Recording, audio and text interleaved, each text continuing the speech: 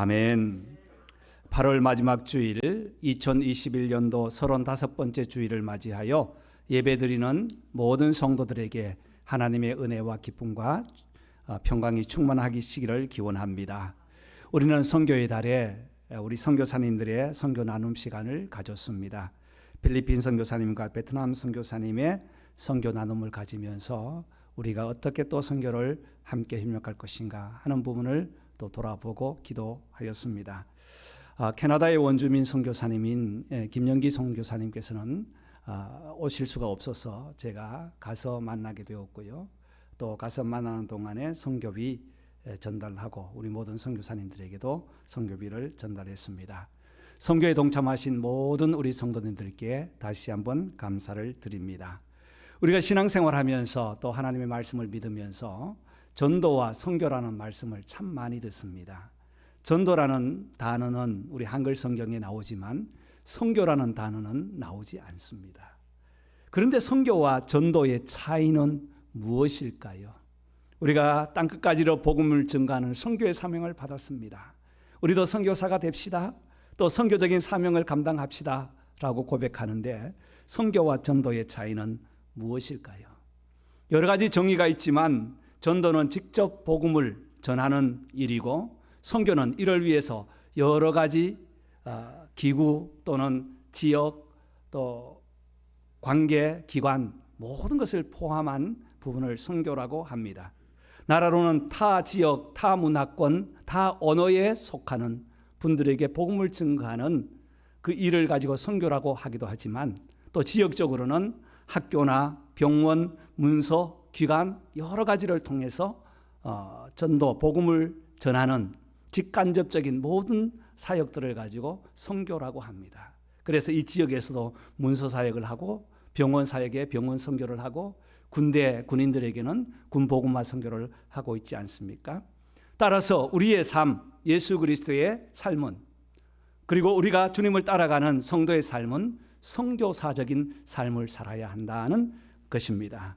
선교는 작게는 한 영혼을 살리는 일이지만 크게는 나라와 민족을 살리는 일이기도 합니다. 오늘 함께 읽은 이 에스더 말씀은 이방 땅에서 일어난 사건입니다.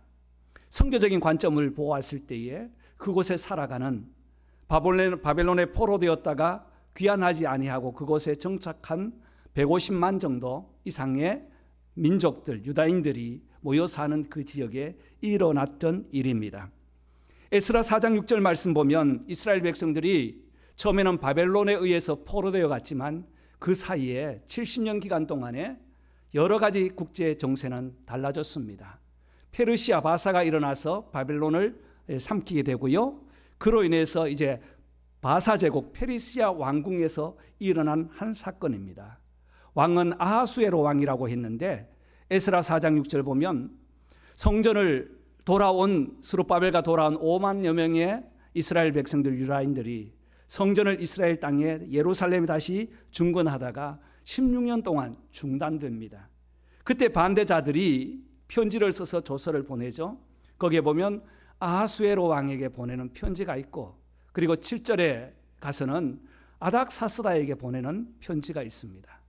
이 성전이 중단된 시기에 일어났던 바사 제국 수산 왕궁에 있었던 일입니다. 그렇다면 아하수에로는 아닥사스다의 부친이 되겠죠. 이때에 일어났던 16년 동안에 한편하고 이 화면을 돌려서 저 수산 왕궁에 일어난 한 사건을 에스더서 전체에 기록하고 있습니다. 나오는 인물은 아하수에로 왕이었고요. 이제 교만한 하만이 총리가 되었습니다. 그때 유대인으로서 문지기 역할을 감당했던 모르드게가 이제 하만에게 고개를 숙이지 않는 이유로 괘씸죄에 적용되어서 하만이 큰 계획을 꾸미죠. 모르드게를 죽일 뿐 아니라 유다인들을 모두 죽이기로 하고 왕의 오인을 받아서 전국에게 다 공포를 한 상태입니다. 이 소식을 들은 에스더와 모르드게는 이 문제를 어떻게 해결하고 나가는가, 그리고 선교적인 측면에서 한 나라를 살리는 일에 어떻게 동참했는가 하는 내용을 기록하고 있습니다. 이들에게는 모르드게뿐 아니라 유대인 전체에게 위기가 온 것입니다. 바꿔서 이야기한다면 우리가 미국에 살고 있는데, 미국에 살고 있는 동안에 어떤 이상한 대통령이 이제 취임을 하고 총리가 한 우리 민족들을 다 죽인다고 우리가 공포를 했다고 생각해 보십시다. 우리는 어떻게 대처를 할까 하는 것이죠. 이 땅에서 이미 정착을 하고 살아갑니다. 70년을 우리가 살아왔습니다. 그러면 우리는 어떻게 대처를 할까요? 첫 번째는 위기의 소식을 들은 모르드게의 입장을 한번 돌아보기를 원합니다. 4장 1절 말씀과 3절에 보면 모르드게가 이 모든 일을 알고라고 했습니다. 문지기 즉 경비대로 있기 때문에 소식은 굉장히 빠를 것입니다. 이제 유다인들을 다 죽이겠다는 그 방이 전국에 선포됐다는 사실을 알고 자기의 옷을 찢고 굵은 배를 입고 죄를 뒤집어 쓰고 성중에 나가서 대성통곡을 합니다. 3절 말씀에는 왕의 명령과 조서가 각 지방에 선포되었다는 소식이 들려오고 유다인들 모두는 애통해하며 금식하며 부르짖고 있습니다. 한 사람뿐 아니라 유다인들 모두가 죄에 누워서 지금 금식하면서 기도하고 있는 것입니다. 먼저는 위기가 왔을 때에 위기의식을 깨달아야 한다는 것입니다. 모르드게는 자신과 자기 민족이 빠진 위기를 깨달았기 때문에 옷을 찢고 굵은 배를 입었다고 합니다. 먼저 자신의 죄를 회개하는 애통의 마음이죠. 위기 상황을 만나면 누구든지 크리스찬이라면, 하나님을 믿는 사람이라면 내가 어떻게 하나님 앞에 잘못했나 하고 돌아보는 것이 상식입니다. 그래서 위기를 깨닫고 위기를 인식하는 것이 먼저라는 것입니다. 성경에도 보면 이러한 내용들이 많이 나옵니다. 욥은 원인 모를 고난에 빠졌을 때에 제 가운데 앉아서 몸을 기왓장으로 긁으면서 자기를 돌아보았다고 했습니다. 요나는 요나서 3장 6절에 회개할 때 죄를 쓰고 회개를 했고, 다니엘서 9장 3절에는 다니엘이 금식할 때 죄를 썼다고 했습니다. 다윗은 시편 102편 9절에 고난당할 때에 죄 가운데 앉아서 회개한다고 기도했습니다. 민족의 위기 앞에서 내가 할 수 있는 것 아무것도 없을 때에 먼저는 위기의식을 깨닫고 인식하고 자신을 돌아보면서 하나님 앞에 이 문제를 가지고 나가는 것이 우선순위였다는 것입니다. 아무리 하나님이 전능하신 분이라 하여도 자기의 위기의식을 깨닫지 못하면 하나님은 거기에 손을 대지 않으십니다. 우리가 문제를 만났을 때 나의 문제라는 것을 깨닫고 하나님께 나갈 때 하나님의 역사를 경험할 수 있다는 것이지요. 그래서 죄에 앉아서 금식하며 애통해야 한다는 것은 하나님의 도움을 구하는 일입니다. 위기를 깨닫는 것도 중요하지만 더 한 걸음 더 나아가서는 깨닫고만 앉아 있을 수는 없다는 겁니다. 도움을 구해야 되지 않겠습니까? 4장 4절 말씀 보면 왕이 애쓰다가 베옷을 갖다 주었습니다. 베옷을 벗고 신하복을 입으십시오라고 신하복을 보내었습니다. 그때에 신하복을 입지 않고 왕비에게 말하는 내용이 14절 말씀입니다.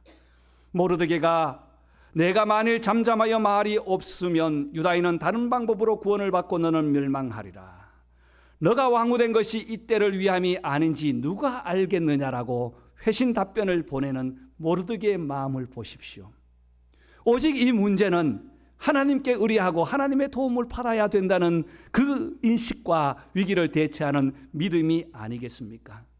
살아계신 하나님을 의지하겠다는 믿음, 그 믿음이 바로 오늘 이 시간 내가 있어야 할 그 자리라는 거예요. 너가 왕후가 된 것, 왕비가 된 것은 바로 이때를 위함이 아닌가, 이때를 위함이 아닌가라고 회신을 보내면서 그 목적과 기회와 시간이 바로 지금 이 시간을 위해서 하나님은 준비해 오셨다는 사실입니다. 사랑하는 성도 여러분, 우리도 인생에서 여러 가지 위기를 당할 때가 있습니다. 건강의 문제, 재정의 문제, 관계의 문제, 사람의 문제, 가정의 문제, 자녀의 문제, 여러 가지 위기를 맞이할 때가 있습니다. 먼저는 우리에게 성령께서 지혜를 주셔서 그 위기를 깨닫고 인식하게 하시고 이 위기를 해결할 분은 오직 하나님밖에 없다는 사실을 깨닫고 아이의 모습 있는 그대로 제에 앉아서 회개하며 애통하는 것처럼 우리의 마음을 하나님께 드리는 믿음의 신앙 고백이 되시기를 바랍니다. 두 번째, 오늘 13절 말씀 보면 모르드게가 그를 시켜 에스더에게 회답하여 너는 왕궁에 있으니 라고 합니다. 여기서 모르드게가 그를 시켜라고 했습니다. 그가 누굴까요? 앞에 전후문맥을 읽어봐야 되겠죠? 앞에 내용에 보면 에스더에게는 에스더를 수종드는 종이 있습니다. 신하가 있습니다. 그 신하가 얼마나 부지런하게 쫓아다니는지 저는 말씀을 묵상하면서 이 사람도 결코 빼놓을 수 없는 사람이라는 사실을 알았어요. 유다인인지 아닌지는 알 수 없습니다. 하각이라고 되어 있는데 이 이름을 보아서는 유다인은 아닌 것 같아요. 그런데 충성스럽게 왕후와 문지기 사이를 오고 가면서 밀담을 하는 내용을 전하는 부지런한 심부름꾼이라는 사실을 알게 되었습니다. 생명을 구하는 일에 정말 침묵하며 무거운 마음을 가지고 심중을 가지고 전달하는 그 모습 보니까 5절, 6절, 9절, 10절 말씀에 그가 하각이 왔다 갔다 하면서 그 비밀스러운 편지나 또는 말을 전달하게 합니다. 우리 사극을 보면 우리 신하들, 내시들 그런 일을 많이 하지 않습니까? 손을 착 넣고 가서 듣고 가가지고 기속말로 쏙쏙쏙 하고 또 써준 편지를 가지고 이 주머니가 아니라 손 여기에 넣었다가 가가지고 살짝 전할 때에 그 재치와 민첩함이 있어야 충성스러운 심부름꾼도 할 수 있다는 사실을 저는 묵상하게 되었습니다. 그래서 하나님의 심부름을 할 때에 지혜를 갖고 재치를 가지고 있어야 된다. 이것을 가지고 민첩함이라고 적용해 보았습니다. 보십시오. 이 사건, 이 밀담을 주고 가는 내용이 타인이 누구에겐가 누설되었다면 이제는 빼도 박지도 못하는 그냥 함정에 그대로 올리게 됩니다. 어떤 핑계도 변명도 통하지 않는 원인이 되기 때문에 민첩함과 재치가 있어야 합니다. 그리고 지혜가 있어야 하고요.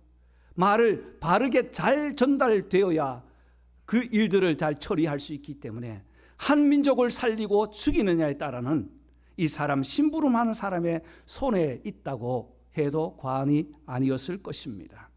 또 이 사람은 마음에 뚝심이 있다고 저는 뚝심이라고 적어보았어요. 마음에 굳건한 심지라고 했다가 더 좋은 말은 없을까? 뚝심이에요. 흔들리지 않습니다.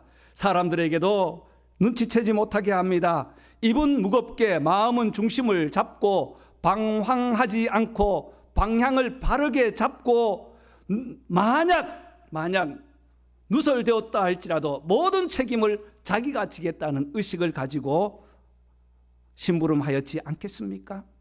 그의 행동 하나하나에는 한 민족의 생명이 달려있기 때문에 심부름을 할 때는 정확하게 정직하게 하여야 한다는 것입니다. 여러분 그렇습니다. 저와 여러분들도 심부름하는 사람 아닙니까? 하나님의 심부름꾼이에요. 하닥을 통해서 어떤 교훈을 받습니까? 하나님이 행하시는 일에는 심부름꾼이 필요하다는 것입니다. 지난번 캐나다에 가서 잠시 원주민 선교사를 만나서 심부름꾼에 대해서 함께 나누었어요. 제가 우리 성도님이 헌금해 준 것을 가지고 전달했더니 저희한테 감사하다고 하더라고요. 그래서 아니에요. 저는 심부름꾼이에요. 하고 했더니 주제가 심부름꾼이 되었어요. 그래서 선교하는 것도 심부름꾼이다. 우리 모두는 심부름꾼이다. 라고 같이 교제를 하게 되었습니다. 그리고 편지가 왔어요. 선교 편지가 왔습니다. 쭉 교회 사역과 함께 사역을 하면서 마지막에 이런 내용이 있어요. 선교의 현장에서 우리는 가장 큰 은혜는 우리가 약함을 철저히 깨닫는 것입니다. 왜냐하면 그 시간에 비로소 우리는 우리 자신을 철저히 부인할 수 있기 때문입니다. 라고 쭉 하면서 선교하는 모든 상황과 시간마다 주님 앞에서 모든 것을 행하시고 승리하게 하시는 하나님께 감사합니다. 이것을 지켜보면서 주님 앞에 감격하며 순종하는 심부름꾼이 선교사입니다. 라고 결론을 맺었어요. 여러분, 우리를 위해서 심부름하시는 우리 주님이 계셨지 않습니까? 하늘 영광을 다 내려놓으시고 우리를 사랑하사 온 죄악 가운데서 우리를 구원하시기 위해서 하나님의 하나님이시지만 하나님의 계획을 가지고 우리에게 오신 그분, 십자가에 죽기까지 우리를 사랑하신 그분이 하나님의 계획을 심부름해 주셨습니다. 지금은 성령님께서 우리에게 심부름하고 계십니다. 천군 천사를 동원하여 우리에게 심부름하고 계십니다. 하나님의 뜻을 깨닫게 하시고 보호해 주시고 은혜를 주시고 하나님의 계획에 따라 하나님의 뜻을 딜리버리하여서 우리의 마음에 감동을 주시는 그 성령님께서 우리에게 하나님의 뜻을 전달하시는 심부름을 하고 계신다는 사실입니다. 사랑하는 성도 여러분, 저와 여러분들도 이 땅에서 생명이 있는 동안 하나님의 심부름꾼의 사명을 잘 감당하시기를 바랍니다. 복음의 심부름꾼 되십시오. 사랑의 심부름꾼 되십시오. 은혜의 심부름꾼 되시기를 바랍니다. 이러한 성도를 가지고 충성스러운 성도라고 합니다. 저와 여러분이 충성스러운 심부름 되시기를 주의 이름으로 축원합니다. 마지막 보면 죽음을 각오하며 사생결단한 에스더를 볼 수 있습니다. 16절 말씀입니다. 유다인을 다 모으고 나를 위하여 금식하되 밤낮 3일을 먹지 말고 마시지도 마소서. 나도 시녀들과 함께 그렇게 하고 난 이후에 규례를 어기고 왕께 나가리니, 마지막 다 같이 죽으면 죽으리이다. 아멘. 여러분, 이 16절 말씀은 헌신 예배를 할 때, 여성교회 헌신 예배를 할 때 쓰는 본문이 아닙니다. 나라의 민족이 걸려 있습니다. 물론 헌신 예배, 여성교회 헌신 예배 할 때도 있습니다. 그러나 가장 많이 사용되고 있는데요, 민족의 위기 앞에 결단하고 사생결단하는 그 신앙이 바로 여성교회뿐 아니라 우리 모두에게 주시는 하나님의 소원이 아니겠습니까? 유다인을 다 모으고 누구를 위하여 기도해 달라고요? 나를 위하여 기도해 주십시오. 에스더 자신을 위해서 기도해 주십시오. 기도가 절실히 필요합니다. 기도가 요구됩니다. 기도가 없으면 할 수 없는 일입니다. 우리 힘으로는 아무리 계획을 한다 할지라도 할 수 없는 계획이기 때문에, 일이기 때문에 기도가 필요합니다. 나도 나의 하녀들, 시녀들과 함께 그렇게 하겠습니다. 그리고 또 하나는 규례를 어기고 나가겠습니다 라는 것입니다. 여러분, 에스더를 보면서, 오늘 이 신앙각오를 보면서 여러분 질문이 생기지 않습니까? 에스더를 읽어보면 하나님이라는 단어나 기도라는 단어나 은혜라는 단어나 믿음이라는 단어나 이런 우리 기독교적인 단어들이 하나도 나오지 않습니다. 여러분, 의문 생기지 않아요? 왜 나오지 않는데 이 금식한 것을 가지고 기도라고 할 수 있고 이 선포한 것을 가지고 신앙의 결단이라고 할 수 있는가? 에스더를 정말 깊이 읽으셨다면 이 질문을 가지고 오셔야 됩니다. 예배 마치고 오시려고 하셨다고요? 왜 그런가 하면 성경을 볼 때는 당시의 문화를 배제할 수 없어요. 지금 수상국이 어디입니까? 페르시아, 지금 이란 남쪽이에요. 이 지역의 이방 땅입니다. 그러니까 그곳에서 70년 동안 살아가면서 하나님이라는 단어를 쓸 수 없는 환경에 처해 있는 거예요. 그러나 이들의 마음에는, 이들의 심정에는, 이들의 중심에는 누가 중심이 되어 있나요? 하나님이 중심이 되어 있어요. 하나님이라는 단어를 쓰지 않고 기도란 말을 하지 않아도 내가 금식한다 이러면 거기에는 금식 기도가 되어 있고, 내가 하나님 앞에 간구한다 이러면 하나님께 기도한다는 내용이 다 포함되어 있는 것입니다. 그래서 그런 용어가 없고 단어가 없을지라도 여기에서 3일 동안 시간을 정하고 결정하고 함께 기도를 요청하고 기도하겠다는 결단은 바로 하나님의 은혜가 필요하다는 것입니다. 하나님의 은혜가 필요합니다. I need your grace. 하나님의 은혜를 나에게 주옵소서. 나가 필요합니다. 이 고백과 이 결단이 함께 묻어져 있는 것입니다. 아마 이 고백을 할 때는 마음에 눈물을 흘렸을 거예요. 마음에 다시 한번 하나님을 사모하면서 하나님께 간절히 은혜를 구하는 기도를 드리면서 이 내용의 글을 썼을 것입니다. 주여, 우리에게 은혜가 필요합니다. 주여, 우리에게 은혜가 필요합니다. 이 시대에도 은혜가 필요합니다. 이 나라의 은혜가 필요합니다. 우리 가정의 은혜가 필요합니다. 내 마음에, 내 믿음에 하나님의 은혜가 필요합니다라고 고백하는 그 고백이 오늘 우리의 고백이 되어야 되지 않겠습니까? 바로 이것입니다. 하나님의 은혜가 임하면 죄인도 원수도 친구로 변하고, 하나님의 은혜가 임하면 우리의 마음이 녹아서 하나님을 더 사랑하게 되고 사모하게 되고 하나님을 위하여 사생결단하는 신앙의 각오를 할 수 있기 때문입니다. 뿐만 아니라 에스더는 각오뿐 아니라 실천하는 기도의 능력을 가지고 있었습니다. 내가 규례를 어기고 왕께 나가겠습니다. 여러분, 왕비가 규례를 어겼다가 폐위된 일이 있죠. 에스더 앞에 와스디 왕후가 이제 127도를 나누어서 이 아하수에로 왕이 등극했을 때 1장입니다. 그때에 180일 동안 축제를 합니다. 그리고 전국 방방곡곡에 일주일 동안 축제를 하도록 했어요. 이 왕이 술에 걸었는지는 모르겠지만 왕후를 부릅니다. 그때 왕후가 나가지 않죠.